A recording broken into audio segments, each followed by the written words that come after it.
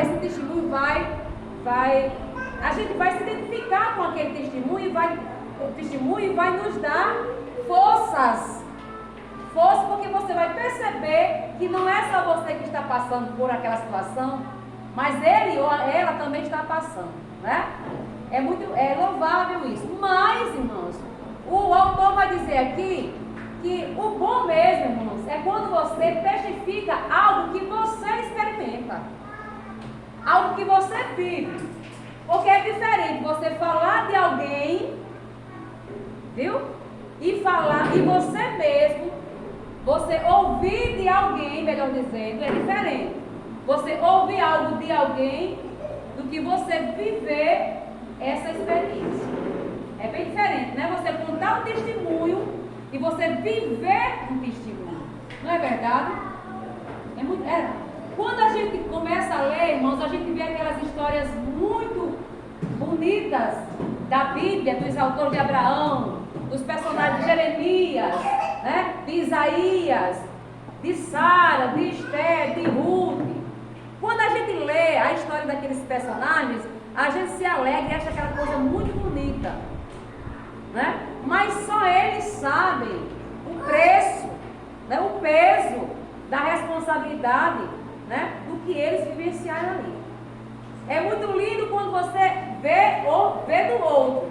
Quando você vive a experiência, deixa de ser lindo e passa a ser amargo, né? Verdade. Passa a ser amargo, porque as experiências elas são amargas, mas são através das experiências amargas, irmãos, que nós passamos a ser pessoas melhores.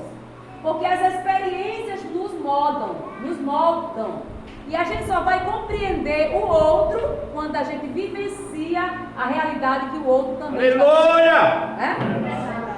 Para eu me sensibilizar com a dor do outro, eu só vou me sensibilizar de fato se eu viver essa experiência também. Eu só consigo sentir a dor do outro quando eu também sinto a dor do outro. Né? Ninguém, eu entendo, irmã. Eu entendo, irmão. Entende não. Se você não passou, você não sabe Aleluia. quanto é difícil passar por adversidade. Mas eu sei que todos nós já passamos por ventos fortes, né? E queremos passar também. Bom, mas continuando. Aqui na introdução diz o seguinte: conforme o que está escrito em Efésios 2:12, no tempo em que você não era crente, vivia sem Deus no mundo. Por isso, todo um novo crente deve imediatamente, após aceitar a Cristo como Salvador de sua vida, começar a conhecer o seu Senhor. Olha aí, olha a responsabilidade. Quando a gente não conhecia a Cristo, a nossa relação com Cristo, ela não existia. Porque como é que eu vou manter um relacionamento íntimo com alguém que eu não conheço? Quando um rapaz começa a namorar uma noiva, quando ele não vai conhecer essa noiva se ele não namorar, né? Quando eu falo em namorar, eu estou falando em ter liberdade de se conhecer um ao outro. Então eu só passo a ter intimidade com alguém quando eu passo a conversar com essa pessoa. Se eu não desenvolvo um relacionamento, um diálogo com alguém, eu não vou conhecer essa pessoa. Não é verdade? Imagine dois casais namorados, um senta aqui, como estão os dois aqui, né? Um senta aqui e outro aqui. Antigamente era assim. Eles iam namorar assim, sentavam no canto, a noiva bem distante, né? Era mais distante, era aqui, ó. A noiva aqui e o noivo aqui. E o pai aqui. O pai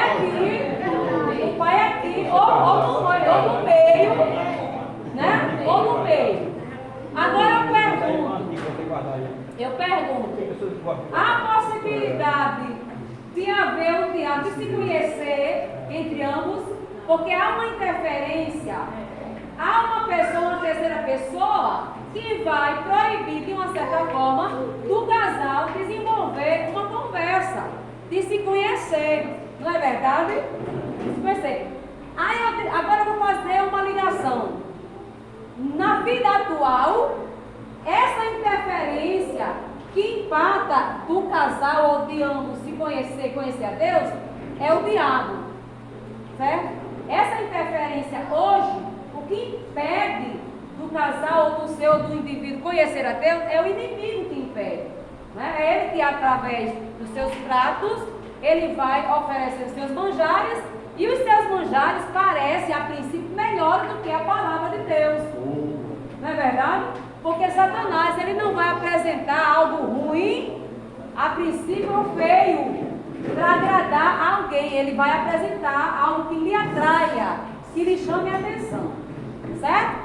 Então, para que a gente venha ter um conhecimento próximo de Deus, é necessário que a gente desenvolva em Deus um relacionamento através da oração.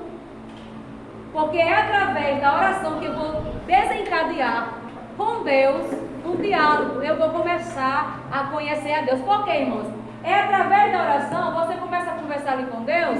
A princípio, Deus, ele se faz silêncio. Eu fico imaginando que ele fica só nos ouvindo. Quando a gente ora, ele fica assim. Eu imagino que ele fica assim. A gente lá de joelho, sentado ou deitado, porque não importa, irmãos, a forma em que você conversa com Deus. Há quem diga que só converse de joelhos dobrados, mas não. Não importa a forma, o posicionamento que você fica para conversar com Deus. Se é em pé, sentado ou deitado, o importante é que você ore. Quantas mulheres aqui não conversam com Deus lavando louça? Quantas pessoas aqui não conversam com o Senhor varrendo uma casa? Ou os homens, no seu trabalho, conversam com o Senhor. Tomando banho, Deus fala. Dirigindo, Deus fala. Irmãos, eu vou contar de uma forma sucinta, muito sucinta. Quando eu vim para Macaíba, Deus falou comigo, eu lavando louça. Eu estava lavando louça e o Senhor falou comigo que eu viria para Macaíba. E Ele falou direitinho como ia ser, irmãos. Eu fiquei assim. Eu nunca tinha tido assim uma experiência tão forte como aquela. Eu lavando louça e o Senhor falava comigo, irmãos. Isso é tremendo. Viu? Então assim, é através da oração, aleluia, que a gente vai desenvolver um relacionamento com Deus. Então se você quer conhecer a Deus, é necessário que você tenha essa intimidade com Deus, certo? Então vamos lá. Para não me ater muito nesse detalhe, tem muita coisa aqui, certo? Então olha só, antes de conhecer a Deus, você tinha um comportamento. A partir do momento que você conhece a Deus, a sua vida agora não pode ser da mesma forma que antes. A sua vida ela tem que ser mudada, ela tem que ser transformada. Por quê? Porque o pastor está dizendo que tem que mudar? Não. Porque o padre está dizendo que tem que mudar? Porque alguém está dizendo que tem que mudar? Não. Porque a palavra nos orienta, porque o Espírito Santo nos convence. É Ele, é a palavra que vai nos convencer de que a nossa atitude, se a gente permanecer fazendo a mesma coisa que fazia antes, vai ser reprovável. O Espírito Santo não aceita, o Senhor não aceita o comportamento como a gente era antes para o que a gente é hoje. Tem que haver uma mudança, irmãos. Um evangelho que não transforma vidas não é evangelho. Viu? O evangelho que não há transformação, isso não é evangelho, é qualquer coisa, menos evangelho. Porque a palavra de Deus é aquela que transforma o homem. Então, irmãos, a cobrança do indivíduo, ela vem através do conhecimento. Quando você peca e não conhece, não tem compreensão do seu erro, você não vai ser cobrado por uma coisa que você não sabe, você é leigo. Seria injusto a gente ser cobrado por uma coisa que você não tem noção. Se eu estiver errado, me perdoe, viu, pastor? Me diga aí se eu estou errada nessa colocação, viu?